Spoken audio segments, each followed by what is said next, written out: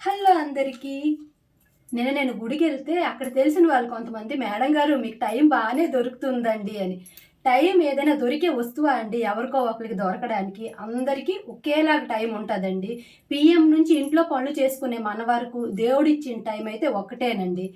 ఒకళ్ళకి ఎక్కువ, ఒకళ్ళకి తక్కువైతే ఉండదు. దాన్ని మనం ఉపయోగించుకునే తీరులోనే వేరుగా ఉంటది. చిన్నప్పుడు అమ్మా, నాన్న మన టైంని సెట్ చేస్తారు. స్కూల్లో టీచర్లు టైమ్ టేబుల్ ఇచ్చి మనం ఇలా ఉండాలి, ఈ టైం వరకు చదవాలి అన్నీ అనేది వాళ్ళు సెట్ చేస్తారు. ఆఫ్టర్ పెద్దయిపోయిన తర్వాత మన టైంకి మనమే రాణులు. ఆ టైంని ఎలా ఉపయోగించుకోవాలి? మంచిగానా? చెడుగానా? ఏంటి? అనేది మన మీదే ఆధారపడి ఉంటదండి. గడిచిపోయిన కాలం గాని, వెళ్ళిపోయిన టైం గాని తిరిగి రాదండి. టైంని, కాలాన్ని రెండిటిని మనకు అనుకూలంగా వినియోగించుకుంటూ మనం ముందుకు వెళ్ళిపోవడమేనండి.